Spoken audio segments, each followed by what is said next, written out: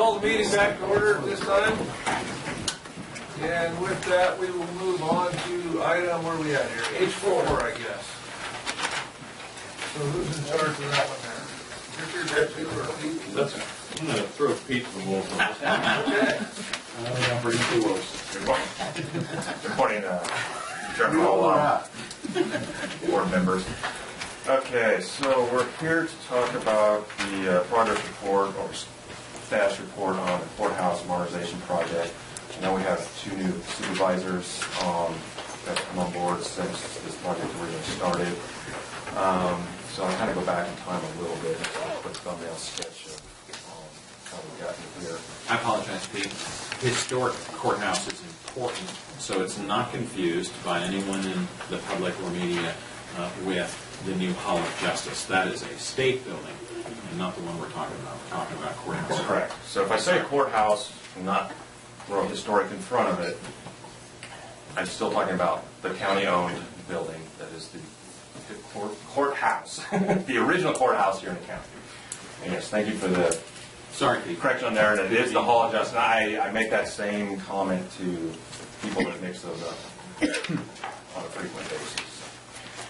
So getting back to our schedule, the county received some certificates of participation money back in June of 2015 to allocate to three different projects, one being the full project, the cost share of the JPA and that.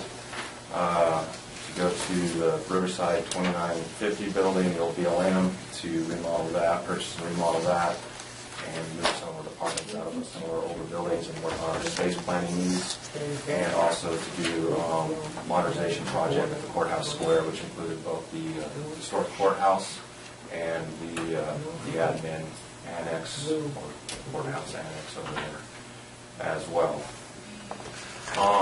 Shortly after that, December, well, moving ahead a little bit, we put out an RFP in October. We engaged with an architectural firm called Lionakis.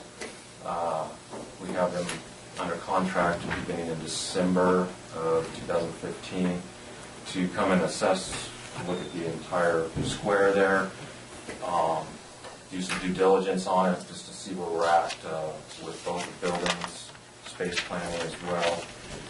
Some of our initial focus was on trying to update the upstairs where the historic courtroom is. It's really not usable for anything right now. The DA staff is going to be moving out shortly when the 2950 Riverside building is completed as well. So we're looking at moving some staff around and doing some remodeling up there.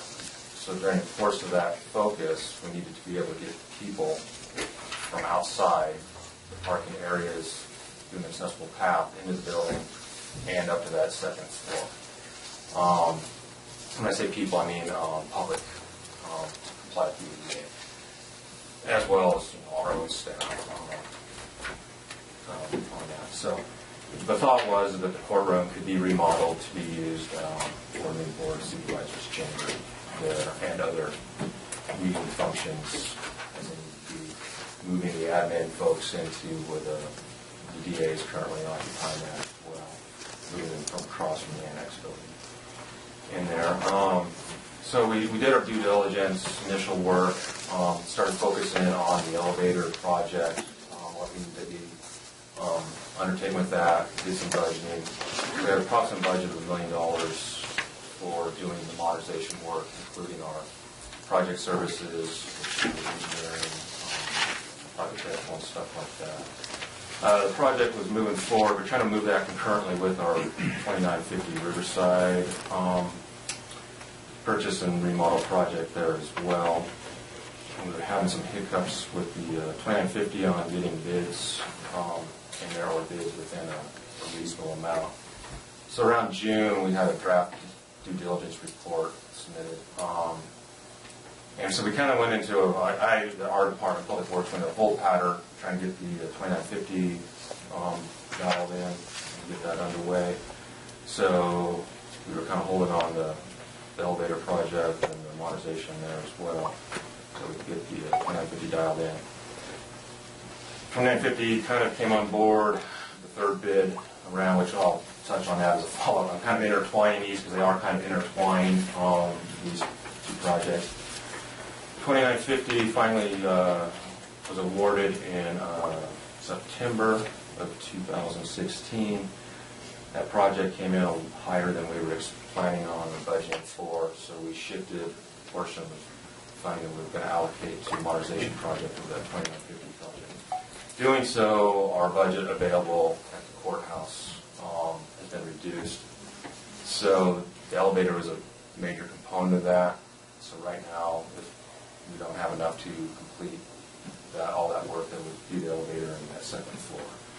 So when we've been talking with the architect, we're looking at a total budget amount of approximately $500,000, including some of the expenses we've already put out for with the architect for the preliminary work. We still have some additional work to do if we get into doing the engineering and specs. And it's going to be similar to what we've been doing with the one-stops. We recall a couple weeks ago with No Brawlers, we were talking about those. We have to address the ADA, path travel, starting with parking, working away into the building. Our approach right now is we have an assessment. We know what the deficiencies are. What we're going to do is start building a budget, working in what each component of that path of travel is going to cost, and work it up to what we have for the available budget, and see how far we get with that. So we're going to address the ADA path travel exterior. So there's going to be the parking area between the two buildings. That is a shared parking area. Path of travel to the courthouse, historic courthouse, and then also path of travel up to the annex building as well. Tackle all that outside work, and then see where we get going into the courthouse with additional work in there on that. So that's where we're at. Definitely the scope of the project's reduced due to the funding available to do that. If there's any questions on that, especially for Supervisor Teaser and Supervisor Gallagher, on history of it, feel free to ask me anything else. So. I had just a couple things to add in terms of certainly the scope of the immediate project will have to be scaled back from doing the whole remodeling of the historic courthouse right away. And what Pete and I have discussed is doing, like he suggested, we've got to do the ADA improvements starting with where the public and employees enter the building or enter the property and working our way up to the second floor. And so I think the thought that we have is that we would scale that project to do what we can with the money that we have now, and then budget annually some sort of phasing of the rest of the project with funds that we would try to scrape together each year from maybe ACO, maybe some other savings that we can achieve through other budgets. So I don't think we're going to. It's just going to take us longer to get where we want to be, and we'll probably have to do it in a more phased approach than we had initially hoped. And that'll be my question. Yeah, it's just going to stop and then what? And the work that we've already done with the architect, all that it's not wasted. Even some of the drawings conceptual we've done for the elevator, that's all usable. That's our product, so we can keep plugging that into the phases going forward. So anything we've expended isn't like, oh, that was a waste of money. Right. It's going to be value added going forward with it. So some of it's usable right now for what we're looking at the ADA. Some of it's going to be a future phase project on that. How much more was the 2950 building, how much more money do we have to put into that than we took away from the courthouse revitalization of the project? Probably like 4. I think we had originally budgeted, so we had 1.7. We had 1.7 in the original funding allocation from the lease purchase funds. We purchased the building for 1.3. That left us with 400,000, and we let the contract for 980. right plus the cost for the architect, which that amount escapes me now. So does that answer your? Yeah, and after that, it's complicated just a little more. Out of that $4 million, we had a $200,000 contingency for those projects. So And we also had a contribution from the CCP, from the Community Corrections Partnership Program Right. of Three. 300, I believe. So I think of the funds that we had targeted for 2950 were somewhere around 300,000 more than we initially targeted out of the COP funds. So the total was 700.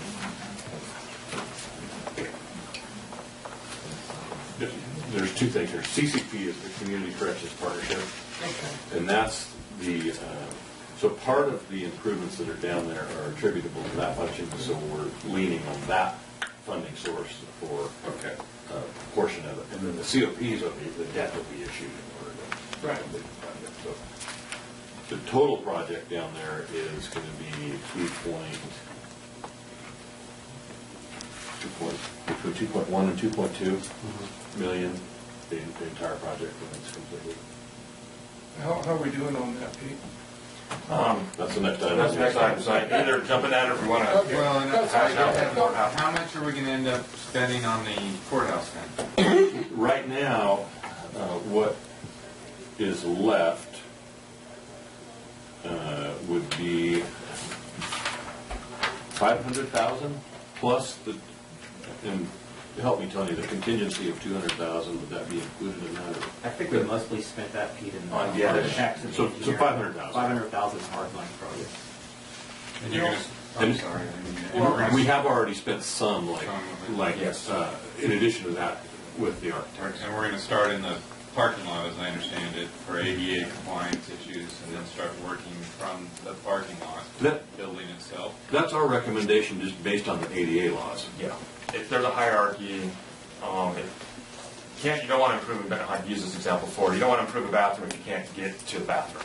So you start with outside of the place. That was our concern when we started this thing, is all the ADA compliance regulations that we weren't compliant with in most of our older county buildings. And that's what kind of started this thing in a way.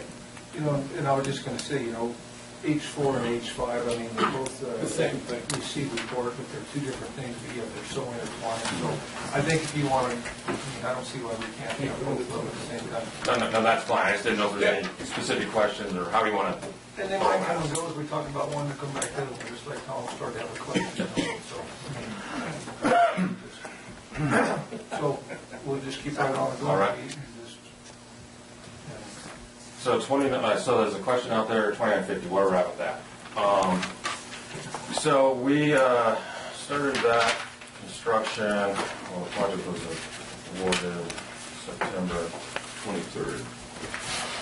Hit the ground officially on November 29th, or approximately 60 working days into that job, for a total of 80 working days.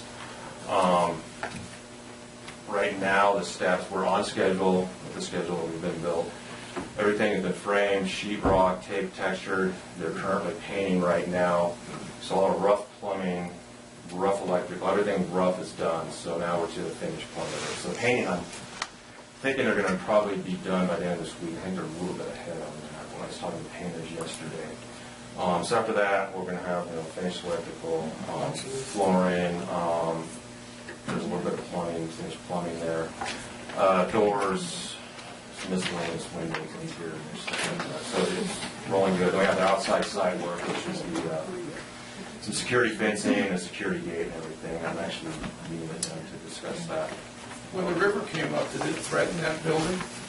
No, the river, it's a good question. I think everybody's, I checked it several times. We were kind of keeping an eye. Well, I was concerned today. I was down there 10 o'clock, and the river was, I checked it at 1 o'clock before I had to head over to Reno for an appointment and come up about 3 feet. Just in that short thing, it was. A 2-hour time frame? Yeah, it was one of those things like, okay, so, we got back down. I just had my guys check it. I went and checked it. So it got roughly, I would say I'd have to go another 2 feet to get to the doors. But by then it's out of the banks, and I don't know where it would go. And at that time it was already flooding there at the Taco Bell Safeway area. That's where it's going to go. Yeah, I think if that building gets flooded, there's a lot of, Other things the are- Walmart's probably gonna be in some issues there and stuff. So I guess the good thing was like, it would take quite a bit more. And then sandbagging wise, we don't have a lot of entrances, so I think we strategically could actually get a little bit more water if it was lapping at the building. But that wasn't, it was interesting because it was out of the bank a little bit, kind of between the old building and the newer building next door, the offices there, I think the banners and stuff. The trail right there has got a little dip in it. It was kind of up in the trail. The water was kind of splashed up in that because there's a curve in the river. I think it was curves where the water was pushing out and kind of rising up. Right out behind our building there, it wasn't quite out of the banks. The trail was still dry and stuff. So it didn't start working towards the building. It was right there, but so it is. I think we're still. It was a good Let's test. make 500 years in. It was a really good test. Yeah. And then I think if we're in trouble, like I said, everybody's in trouble down there. So that's the schedule. And also, back to your schedule question, we're working with the different departments, working on a move-in schedule. Yeah. That's going to be interesting too, but we're getting all our input. We're trying to move forward departments. We're trying to allocate the entire month of April. Trying to set aside a week for each department to move them in there. Each department's got different needs. Child support services. It's just basically it's a state-funded agency. A lot of state involvement with their IT folks stuff and trying to coordinate that. So there's a lot of coordination going on there. Is there still going to be staff in that Roosevelt building? My understanding is somebody can correct me wrong, I think they're mostly all coming out, because once child support vacates their current building and moves in, then the HSS can start shuffling their folks around. That's the case. Once Child Support Services is out of that building, Health and Social Services will take over that lease. And move Oh, people out of okay. those. Okay. That's the plan. How many change orders do you have now? We have approximately, about 12. Nothing's, some of them are credits. We've got some pretty good credits. For example, like we had this fire quarter issue with the hallways in there that required some extra framing. We were able to work through that after award with the building department, clarification on that. So that was a pretty good What kind of deletion. extra training do you have to do? Originally, they were based on the occupancy and the number of people in there. You had to have a fire corridor, so the exiting corridors had to have this extra sheet rock in it. Basically, it was 1 hour fire rated, so you could exit the building if there was a fire. Based on the existing construction there and the occupancy type of the building, we were actually able to delete that. It was something we had kind of came up through our first bid, or second bid, and we continued working on that and trying to really dial that down with what we had with the code and everything. So we worked with the building department and then Will then use the contract to basically see what we do, whatever, building official, so be it on that. So that was one of the things that we were able to delete out of it. There was our mechanical, our HVAC mechanical. And that was one of the biggest expenses of the line item out the project. So we've been trying to massage that all along as far as value engineering it. So we have some deduct there, so that those are the change orders. And we have things like if we want an extra outlet or an extra data drop after, once the departments went in there and go, oh, I think I want a desk there. We're trying to just, okay, well, we'll throw that in while we're doing it.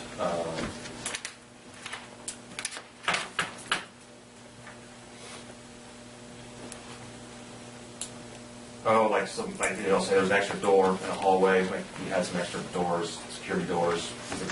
The building's kind of basically in quadrants. And each area each department has their own quadrant. So they're kind of there. They're going to be locked, secured. The public's is really restricted to the front foyer part, and anybody getting in inner areas will have to be escorted or buzzed through. Yeah, there's nothing change order-wise, not anything that's out of the scope or we can typically deal with remodel and stuff. So we moving in March? But yeah, no, don't jinx me. Target deadline is building's complete the end of March, and we start a move-in process after that. So as of right now, my schedule is good.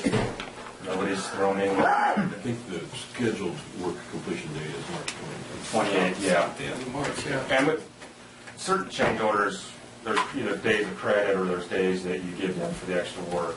We're essentially at a wash there. I know there was a couple days where we had some power that they can argue with me about and stuff like that. But what I want to hold them to is the end of March within our contract. So when you go to the move-in, so are you going to move all the departments at the same time, or are you going to move one department this week and another department? Yeah, that's the idea is to do one department per week, like the DA and the public defender. Some of that moving actually may fall in the same week because they have they're still here. They can help you with the a dark week. Yeah. When they don't have court cases, there's trials, but they're usually civil, so they don't get as much time sucked into being at the Hall of Justice. So that may be a team effort there on trying to move them during that week. So, but yeah, the idea is to have 1 week each. So we got to coordinate with our IT folks. Basically, we got to move the furniture, move the IT hardware, move the people. We got to leave everybody a couple workstations live at the old location, get them live at the new location, and then down the old location and bring over the last couple workstations. So it's kind of a lot of work in a couple days with everybody to do it. So trying to build a little bit of flexibility in there if we do have hiccups somewhere and move them. Part of the that at least certainly I didn't anticipate, and I don't think Pete fully anticipated, was his role in dealing with all these individual departments and department heads that, have this ongoing remodel going on. What if we did this and what if we do that? And I want this and I want that. And And guess what? I need you. Pete's definitely developed his mediation skills and his Quite the diplomat. I'm hoping that the public defender and the DA don't litigate in the hallway when they're trying to move in. But he's done, I think, a remarkable job at trying to accommodate the desires of all four of the departments and try to stay within the budget. Didn't quite anticipate all that. Maybe Pete did. I didn't. Well, it's just, with a project that big, you really got to kind of have one, and you're not trying to be a control freak, but you have to kind of wrestle all that into your lap at a certain point, or things get missed. And maybe that's partly what I'm trying to catch up on from way back when we were going through the first two bids. Some of that stuff I probably didn't worry about so much then, but now the time's here, so you're planning to catch up on some questions that maybe you could address soon. I can say that we moved the DA's office out of the historic courthouse for a 1 week period, probably 2008 or 9, so we could get new carpet because we ran out of our ability to put new duct tape down to cover the rips. Anyhow, there's much more to that process than you might imagine. While still continuing to try to function, just moving people out, the old desks sometimes fall apart. Then, if one group gets stalled or slowed, the remainder of them will as well, unless there's some contingency in there. But there's more to it than just saying, you worked here today, you work there tomorrow. How many employees are involved in this? 60? Never mind, maybe. That's a good ballpark number. I was gonna say 15 each, just average each department. And when the building's totally staffed, how many employees will be in there? That's what I think roughly the count will be. About between 55 and 60. So you have 60 problems. No, I, 60 assets. no, everybody's, Trying to mitigate those assets. no, it's, well, it just comes up, you deal with it, trying to balance your No, I budget know. versus I know. needs, and is it more cost effective to do something now versus wait 2 years sometimes when you got a crew there, type thing. Do you have more questions?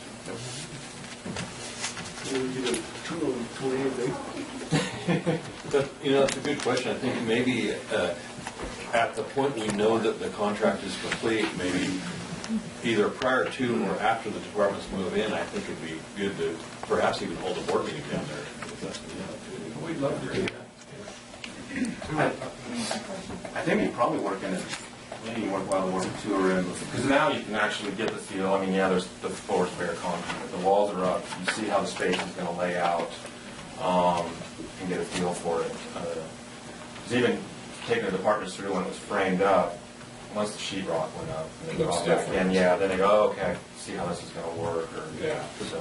Perhaps I'll Yeah. work with Pete. Yeah. If March 14 looks like a good day to tour, maybe we would agendize that in the afternoon to take a walk through. Yeah, it's completely different than last time we toured it. You have a question? Yes, can I ask a question? Yes. I don't want to interfere in I anything, don't but think it's in the record. my name is Iona McCain. I just want to ask him a question on me. I know that change orders for a project. And if you don't get all these groups together and set them down, somebody can come along and say, general contractor, it's going to cost me $30,000 to tear all this out, and replace it. This is really kind of out of hand. It's not your mistake or anything like that. But boy, you need one person that is organizing all these guys, because you rip out that floor there. I've seen a project, a subdivision go down the tubes because the general contractor was arguing with a subcontractor, and they went and put in a whole new sidewalk. It should have been 5 feet wide, and they did 4 feet wide. They tear it all out. It made that project go like $50,000 over budget. And I hope that you can get this a little more concise. Okay? Is it there already? Yes. Okay. There's a process to go through for the change orders. We have what they are, their numbers, you firm all that up, everybody signs off on it. With this project, there was things that we had, like, if the electrician's there, yes, here's a verbal, go ahead, put a new outlet in there. And that would be relayed between the general contractor, myself, and the architect. Okay, here's what we did today, here's the change. And then after all those changes are made, here's what they all are electrically, or here's another light fixture. That all goes in there too. So that all tracked, costs are put to those changes, and then everybody signs off on it. Pete's very familiar with the change order process.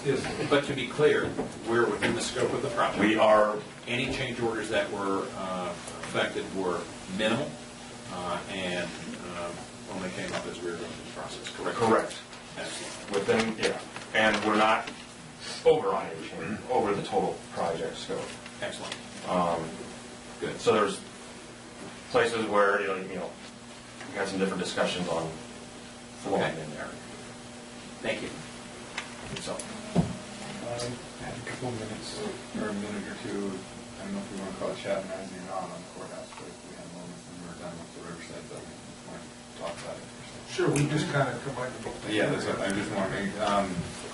To me, the courthouse has a value to it that's beyond its efficiency or the rate at which, that's what the Riverside building is. If you think about it, is an attempt to use economies of scale and efficiency so that the county doesn't pay as much over time. But to me, when we look at the courthouse and a lot of the old buildings and structures that we have in our area, we're going to have to start making some decisions as to which one of those we want to keep.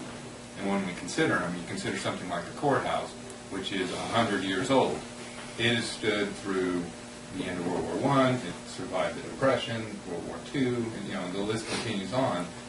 And its value represents the continuity that we get from having a county government. It's the point of celebrating the 105th anniversary that we just did. It's the point of celebrating 100 years at the courthouse. Is the continuity is built in stone. That's what our ancestors did when they built that thing. And to me, it's a promise that we have to continue on to the generations that we don't even know what they're going to be like. But what I would like to know is that instead of that Klingon death cruiser we got on the other end of town and call it the Hall of Justice, that we can remember going to the courthouse as something which stands as continuity, that we can reach back to those people that founded our county government and say this is the continuity that moves forward. It's not just the people, it's the things that matter to us. So I would like this not to be backburnered too long, because I do think that courthouse needs to continue to be a usable, functioning building that we can point to as something that our founders, they might not be able to recognize 100 years from now whatever we're doing in Susanville and Lassen County, but if that building is still there, our founders could say, that building I remembered. That is the same as what we have now. Just a thought on the matter. Well, along those lines, like, we haven't mentioned the heating and air conditioning in the old courthouse, and how inefficient or efficient are we there? We're horribly inefficient.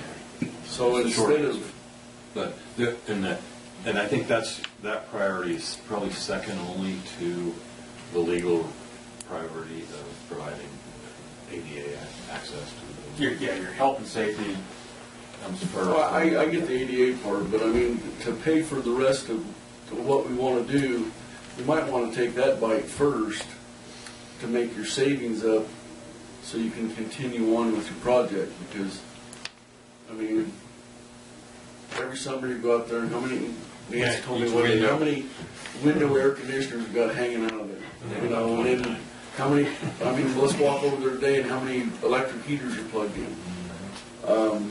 There's no worry. No, it's hotter than.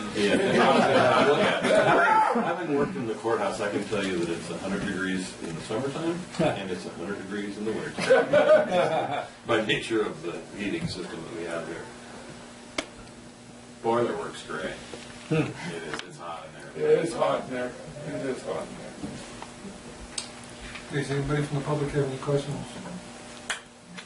Seeing none, thank you, Pete. Yeah, Richard, we'll look forward to working with you on a tour day or something. Very good.